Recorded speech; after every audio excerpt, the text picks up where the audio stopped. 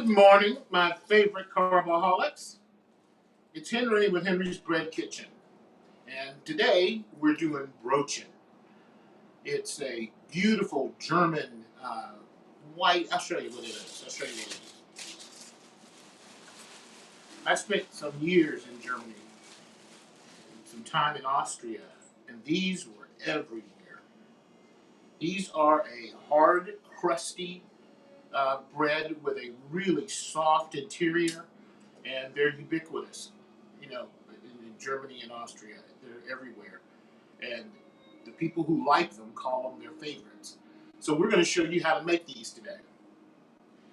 Got all your stuff? Everybody got all of their ingredients together? I made these last night just to, show that I could do it. That's not true. I made them because my kids wanted some. Peyton Meredith Hunter is my daughter. So, how do we get started here?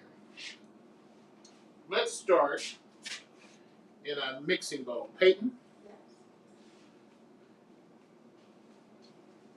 Hand me that bowl right there. Yeah, that one. I didn't bring my mixing bowl over because I don't normally use this.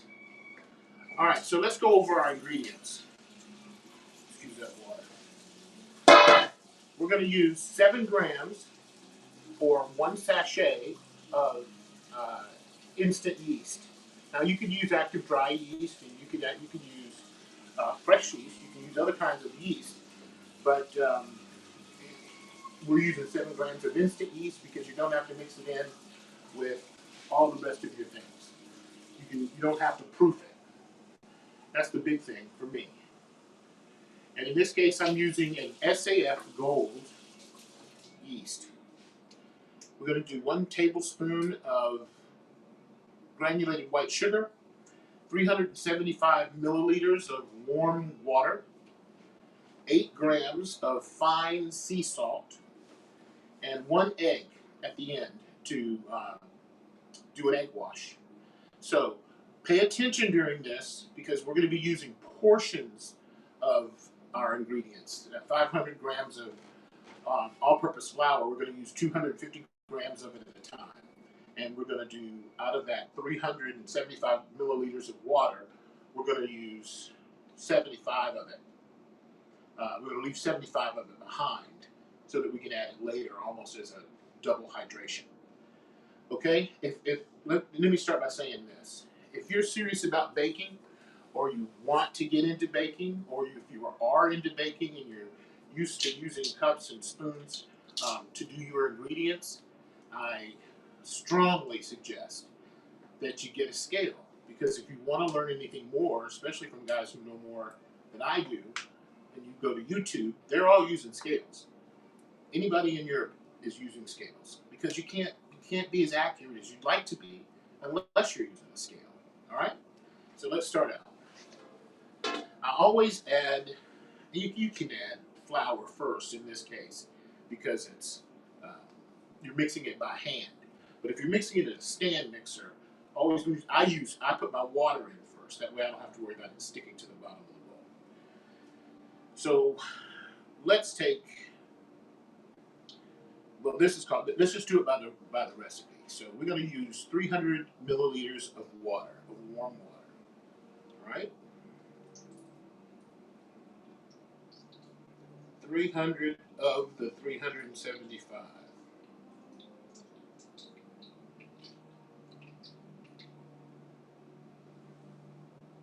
300, right on the nose. Now that 300 is the same as your 300.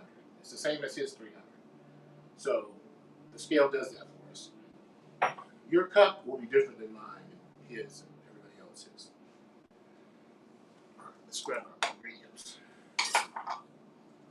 7 grams of, in my case, I'm using instant yeast. 1 tablespoon of granulated white sugar.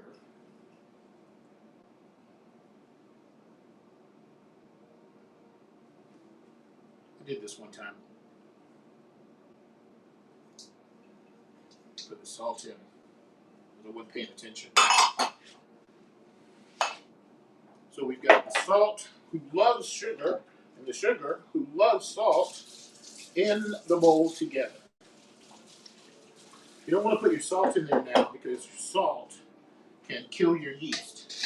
Salt in bread does a couple of things.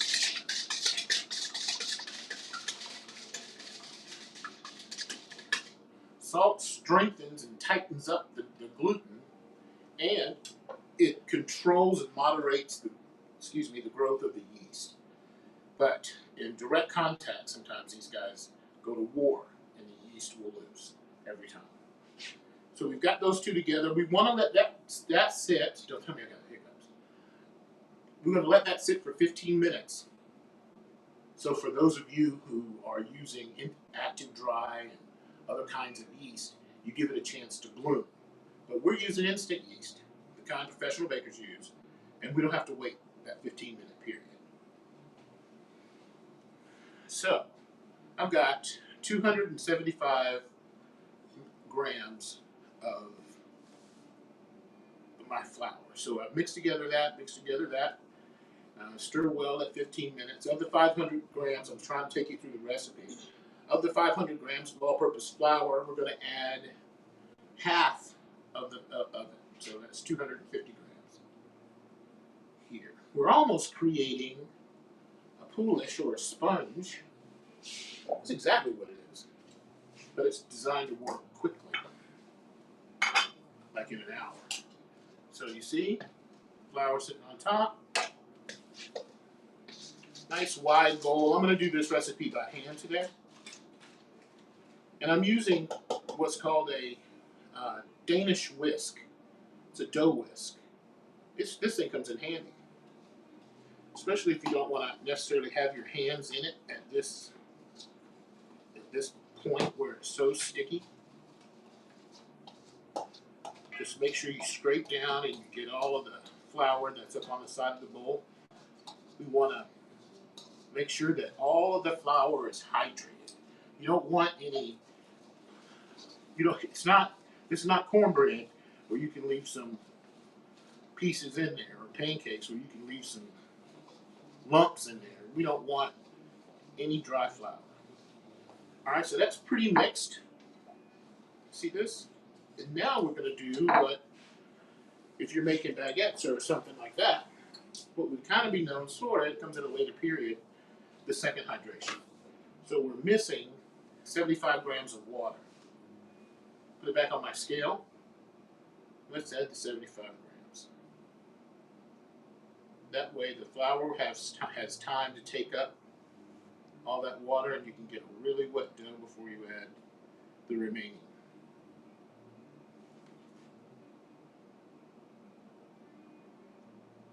Now I recommend that you do this measuring in separate bowls.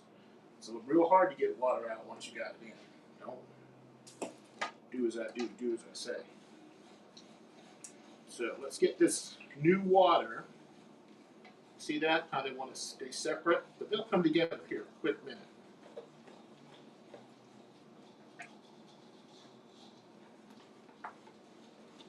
You can buy these dough whisks on Amazon. I would just be careful to get a good one. I have one listed in the show notes below of one that I use. And, they have a tendency, if you're using dough that's too thick or too strong, that the whisk part will come away from the handle, and you got to go in with a little nail and secure it like it were like you do a hammer or another tool that you want to keep stuck on a handle. All right, so now it's like pancake mix, right? So that's it for your poolish. What you got to do now is cover that with some cling wrap, cling film, saran wrap, and let it rest for an hour. And that's going to look very much like poolish that you've seen in our recipes before. There's got to be a better way to get this stuff out of there. There is. I just don't have one. All right. Now I'm going to put this in my oven with my oven turned off with the oven light on. That should give us about 82 degrees, somewhere in there. If you've got a digital thermometer, it's a real good idea to keep track of what your dough temperature is, especially if you're using something with a lot of butter in it. So you'll see bubbles right away, but that's air that you've whipped into it. So let that sit for an hour, and then we'll go to the next stage. But fortunately, I've done that for you. Let's see what that is. I'm going through all of this. This is what our poolish looks like. Oh my goodness. You're gonna be a while. Yeah. I wonder if you can see this. You see that? Is it washing out?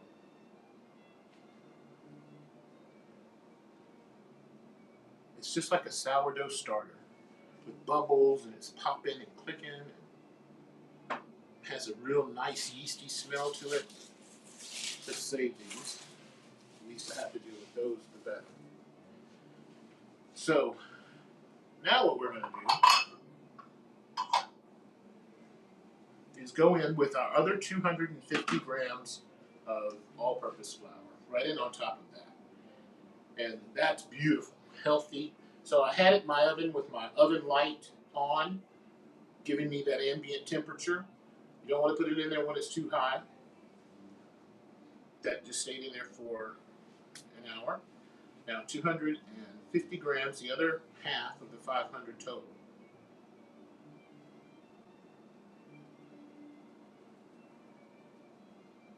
Come on, I thought I had it pretty close. Look at this, guys. Look at that. Perfect. Now I'm going to add 8 grams of fine sea salt. This is not a kosher salt. Different weights, different measures. For a big crystal like that.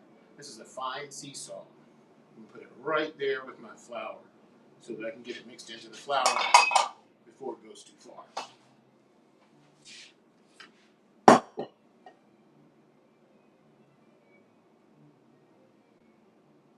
This is beautiful dough. This is, like I've mentioned this before, that you can take almost any recipe and make a poolish of the ingredients that are there, a portion of the flour, a portion of the water, and let it sit for an hour or a couple of hours or overnight. It will add flavor and strength to your dough, character, all kinds of benefits. The fermentation process begins. There's lots of benefits to it. Now this is going to get too strong for my poor little Danish whisk. Just like before, I'm going to add as much of this loose flour as I can before I go to the hand. See? Nice. All right, so let's make some room here. I'm going to get me some extra flour.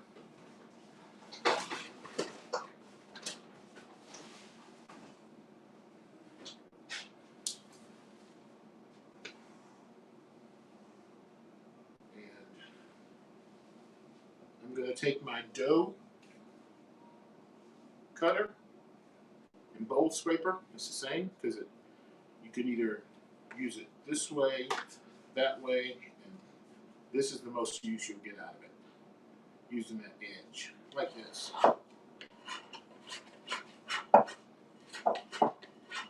like it all off the side of the bowl because it's not completely dry. And when it does dry, it's going to fall into your dough.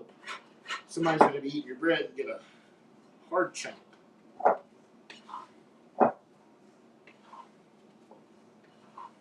This feels nice. All right, I still have some kneading to do.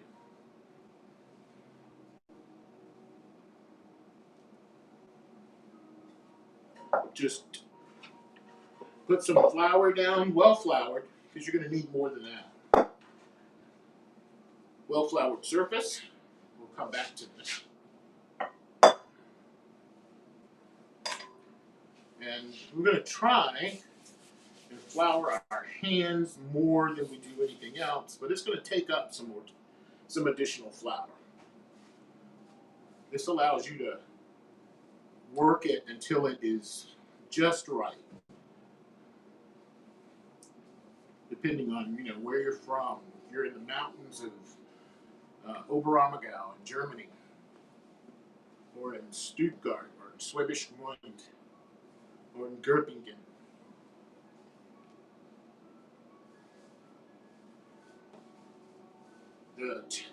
The pressure and the temperatures are going to be different.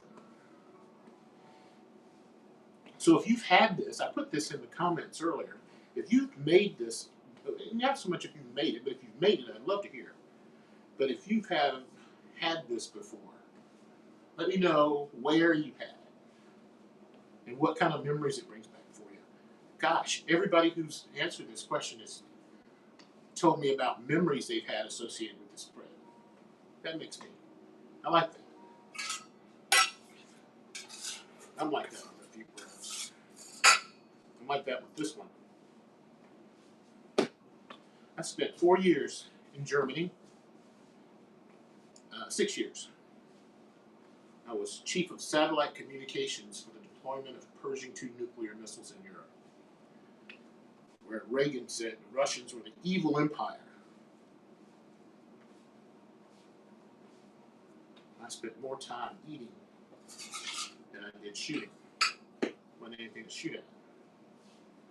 Because if we shot what we had, we wouldn't be here today. We had nukes. I'm trying to be gentle with this. But you want to knead this about 8 minutes, 7, 8 minutes, or until it's smooth and not so sticky. You see how it's still sticking in my hands?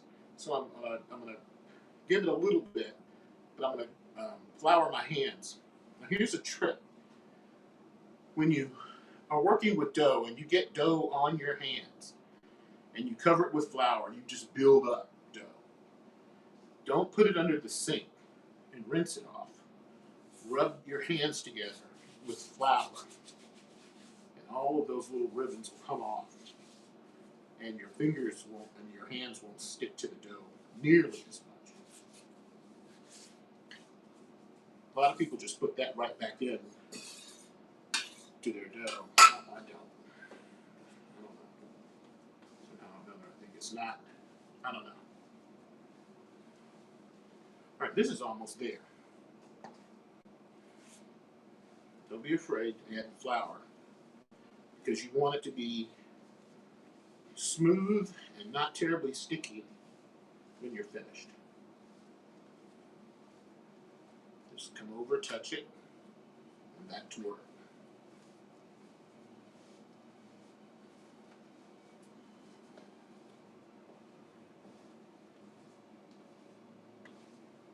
Just touch the flour, and back to work.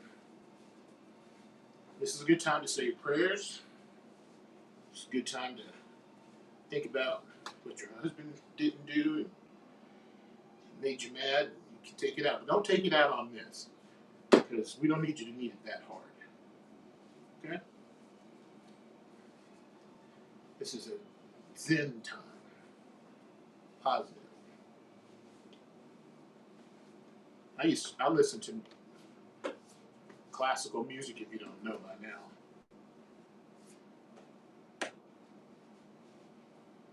So now all I'm doing is giving it a few folds So I'm almost finished here.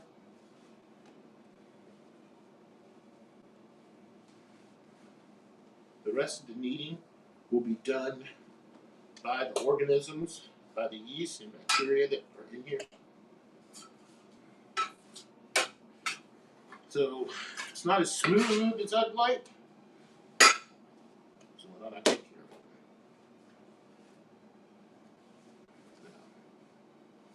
it? It's a little sticky, but this is a sticky dough.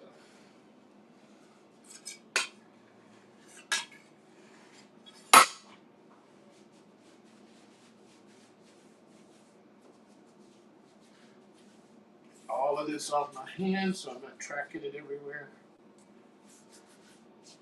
This is the part I like. I like being dirty.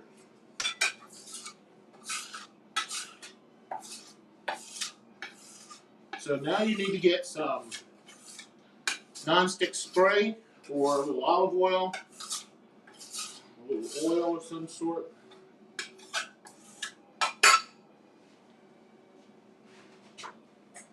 Oil a bowl. We're going to go back into the same bowl. No big pieces.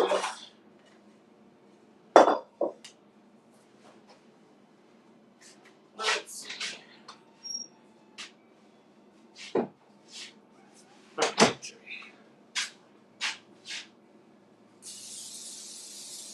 Yeah, this is not saving the rainforest kind of spray. That's all I got. So you take your loaf, put it in upside down. Make sure the face gets plenty of flour on it. Back up. Cover this.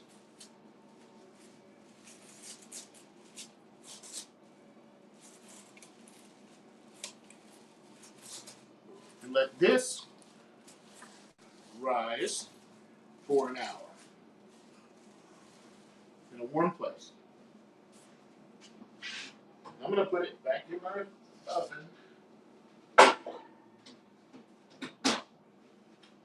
with the light on.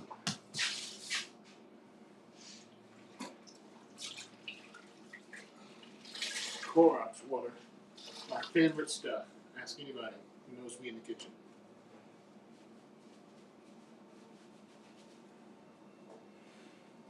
All right. I don't have to completely clean this up. I just don't want to have any large pieces from when I clean my hands, because I'm going to put some more flour down. But you will need to, in that hour you wait.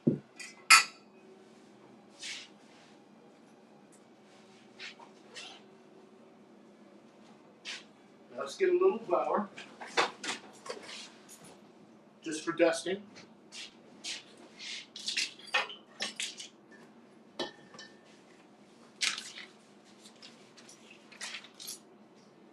Now this has been in there for an hour, and it's nice and risen. I know, the glare, I know. Can you see it? So what I'll do is I'll put a little bit on the top of this, around the edges of it, and then I'm gonna, gosh, this feels good. Look at that. Let's take it out of here so you can see it.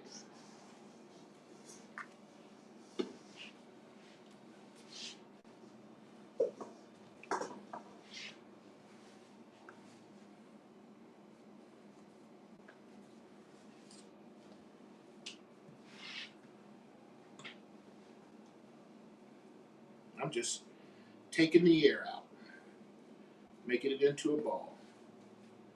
Now you can let this rise again for 10-15 minutes if you wish, but I know where that's going. I know what that's about.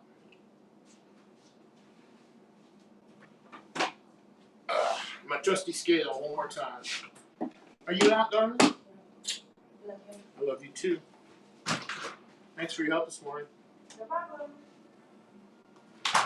All right, so if you want them to look nice, then they all need to be about the same weight, and that's about 90 grams. It's real hard to do eyeball, so this is another reason why you need a scale. Turn your scale on, or you can do like I did, cut it, bring it into a ball, and then cut this into 10 pieces. But I'm just going to go in, get a feel for what 90 grams feels like.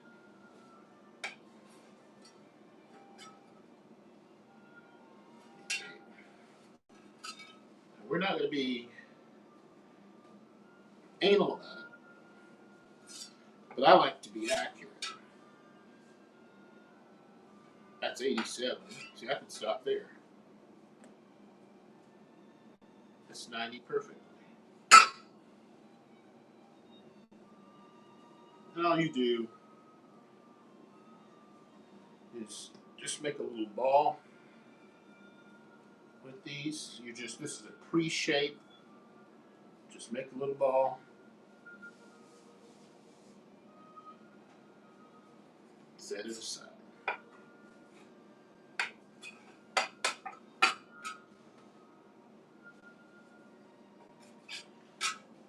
Young on my measurements. 90. Exactly. So just make a little ball.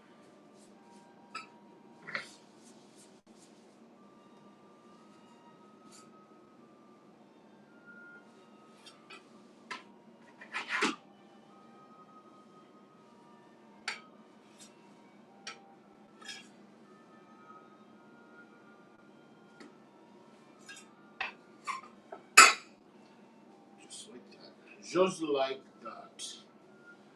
So you guys who are brand new to our channel, we want to welcome you, first of all. We really are so happy to have you. This is a learning experience.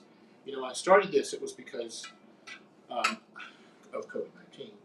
But I really wanted people to understand more about what bread is, what bread's about. It's not just some back of the box recipe you follow. It's you getting to know what bread is telling you. And I'll give you an example of that here. This bread is proofed nicely, and it won't take long to finish doing what it's got to do. And I can tell because I can feel the elasticity in the dough. You can do your window pane test. It tells you that your dough has been kneaded enough so you can see through that and it's not tearing. That's called a window pane test. That's how you know when you've kneaded your dough enough. You can do that before the first proofing.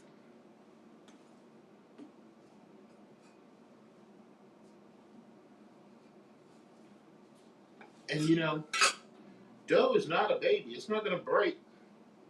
So handle it. Don't be timid. Tell it who's boss.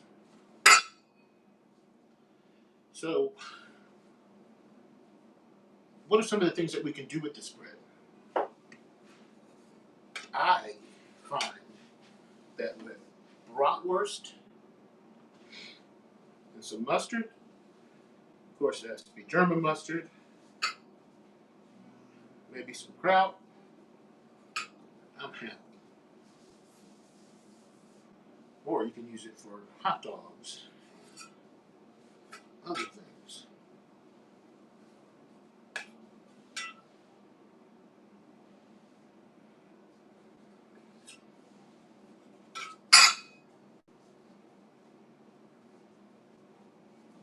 $90 grams is a small amount.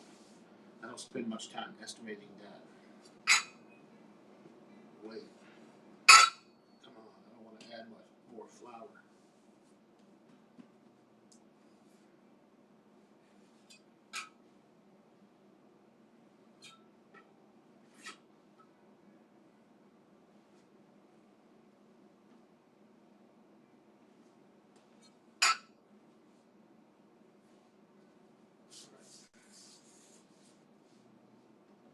These now need to rest maybe 10 minutes. But if you're smart about it and remember the order you put them in, you will be at 10 minutes by the time you finish.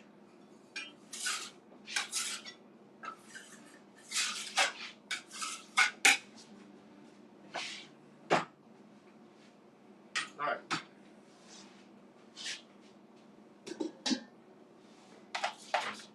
Let's get now our baking tray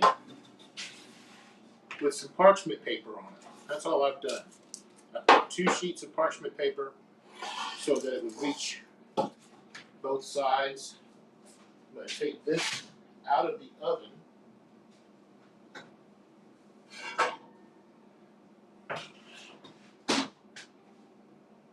And put this at 475.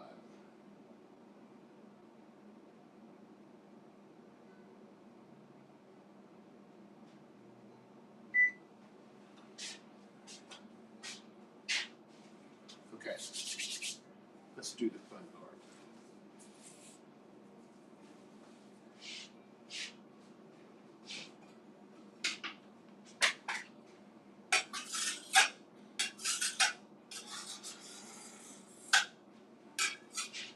All right, here's what we're going to do.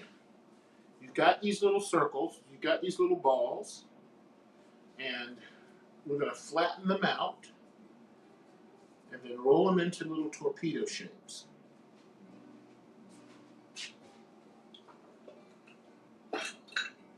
I like this little guy. It's I've got a normal big French rolling pin, but I like this for this kind of size. So you see what I'm doing? Flattening out with my hand. Don't be afraid. Degas it. Start in the middle. Whenever you're rolling with your rolling pin, you start in the middle and roll out towards the ends. Then you just grab this end. Come up here right now.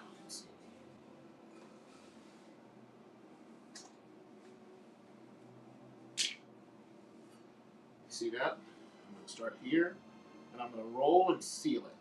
Roll and seal it. I'm going to bring these 2 edges in because I want to create some volume in the center.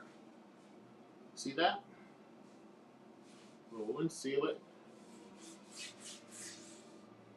And then if you want, you can make sure that the seams are sealed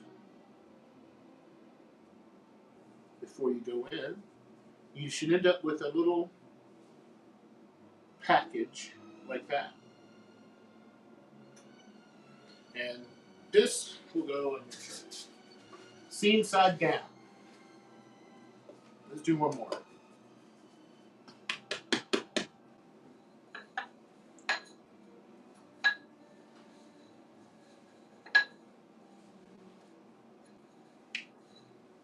All those air bubbles out. Seal it. Seal it. I come over to the middle. Seal. And just roll.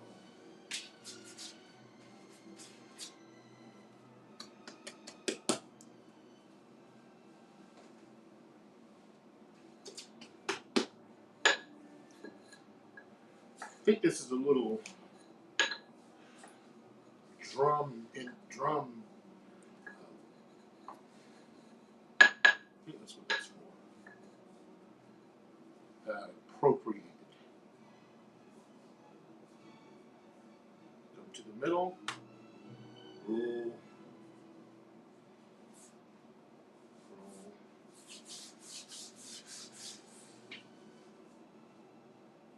These are pretty sealed.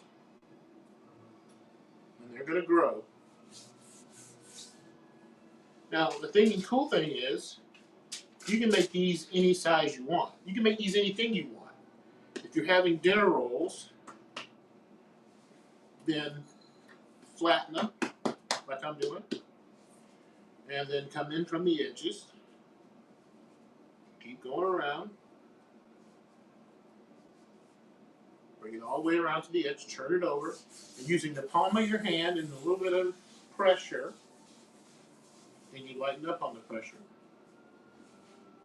And you've got a beautiful ball that you can do the same thing with. Now these become more traditional round rolls, which you see all over the place in Germany.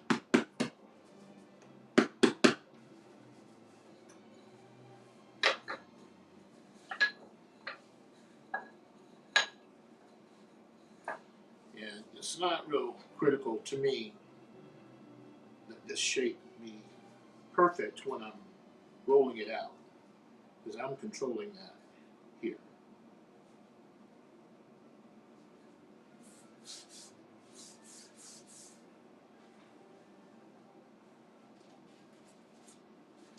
Okay, everybody got that? Any questions so far?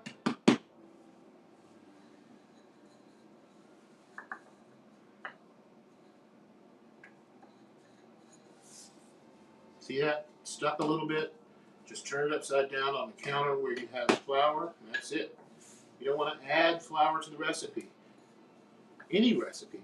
If you've got a recipe that's too wet, be really cognizant of the fact that when you change, it's not like adding water. When you add flour, you change the formula, because all the weight of all the other ingredients are taken from the flour weight. That's called the baker's percentage. So the percentage of water you're using, if you have 1,000 milliliters of of flour, and you have 600 grams of water, 600 milliliters of water, they're the same thing. Then you have a 60% hydration dough. That means the water to flour ratio is 60%. 2% on the salt, that kind of thing. So if you know how much flour you have, you can always go ahead and make a loaf of bread, provided you have the other ingredients. You know what the percentages of those ingredients need to be based on the amount of flour you've got in the cabinet.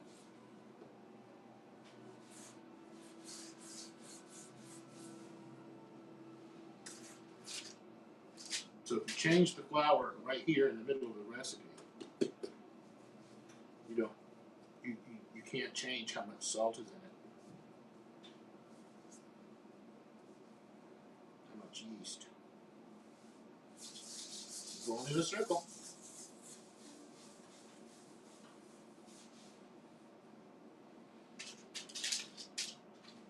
To the middle, middle, middle.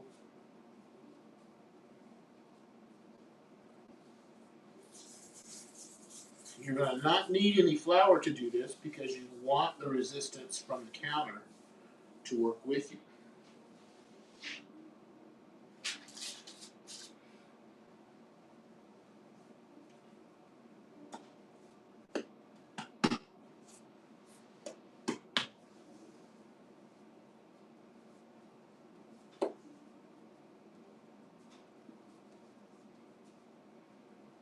And that's it. There's nothing more to it but to do it.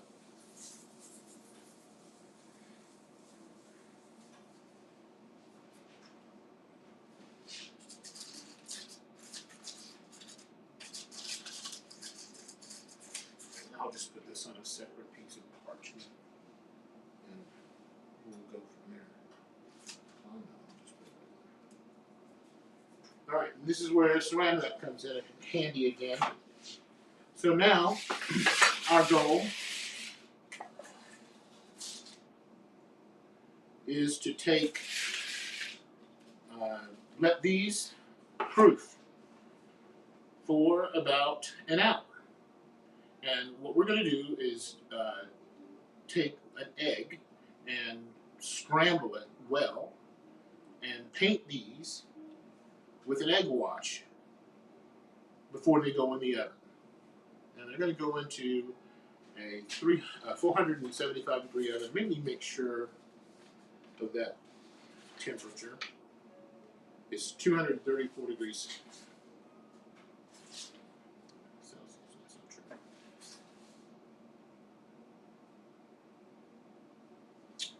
Well, you got the recipe there. This is something. This is other than that. Anybody know what the temperature for these are? 450, 475 has to be. And for about 13 minutes, 13 to 15 minutes is all you're going to need. The other thing you're going to need is a loam or a very sharp knife. And I'll show you how to do this because we're not going to be around in an hour to score these. So I'll show you. Now these will, I don't know how this is going to turn out because they haven't been proofed yet. But after you have egg washed, you can sprinkle sesame seeds, you can sprinkle poppy seeds on it. You can do all kinds of stuff. You can put a little basil in this. You can put a little rosemary in your dough, just a little bit, work with it. Then you're going to take a nice sharp new razor and go from one end, center, down just like that. Doesn't have to be deep. It'll take care of itself. See that? And it'll start opening up. And it'll open up as it proofs. There are a lot of bakers who do score their bread while they're proofing. And in this case, we're going to do it because we don't have all day. What do you want to do with these round ones? Let's do something like a cross in the middle. And you have now think about what that's going to come. What's that going to cause to happen? It's going to cause the bun to open up in the middle, and you're going to end up with 4 little corners. And that's pretty.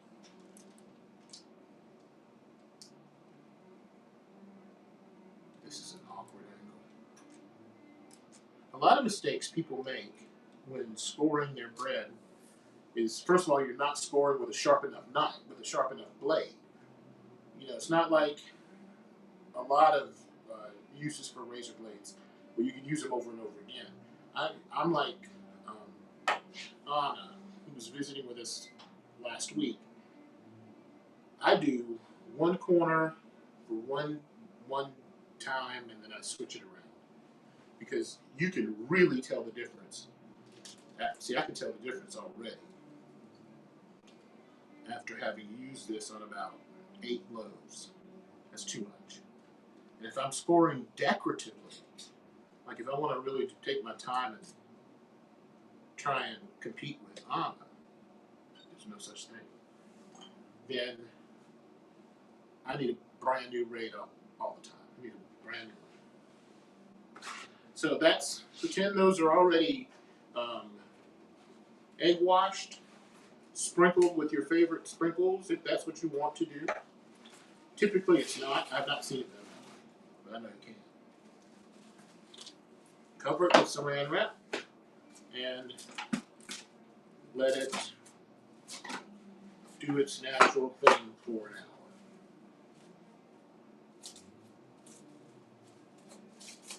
hour. Hate this stuff.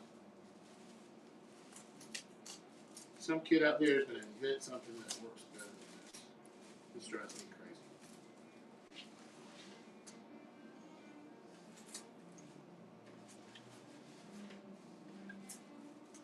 All right. These will rise up nicely. They'll be beautiful when you put them in the oven.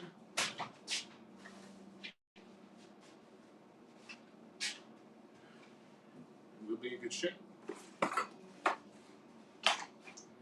All right, guys, that's it. I can't, do any more for you other than to eat them. And this is how they come out. Nice. Let me show you what they look like inside.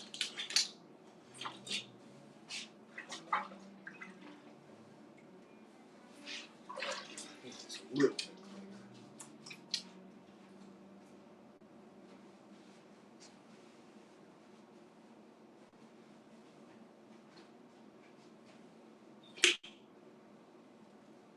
This is, and the thing is after I bag these, and today the crust is a little softer than it was when I baked them. You put these back in the oven that's already preheat your oven to 350 degrees, and put these back in the oven for 10 minutes. They'll be warm all the way through. Crusts will be back. It'll be just like you took them out of the oven.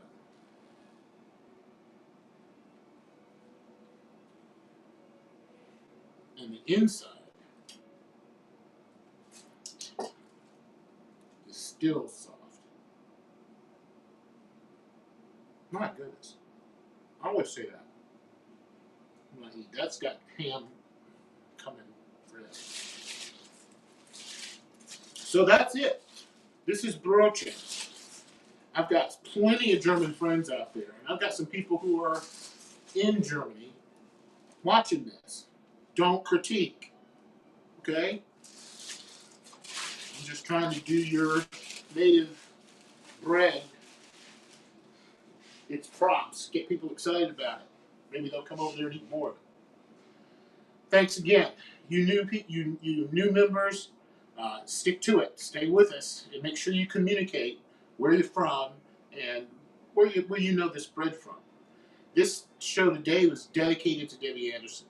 She won the most, the most contributor, highest contributor, and she's down there dealing with this hurricane, so she can't be with us. So when you make this bread, and one of your partners in crime, partners in bread, are down there dealing with things that are more important than what we're doing here, hurricanes and coronavirus. So keep her in your prayers. But other than that, let me know. Let me see pictures of what your accomplishment was like, and we all revel in everybody else's success and your failures. You can't succeed without that. All right, this is Henry Hunter. I'm out. Peace.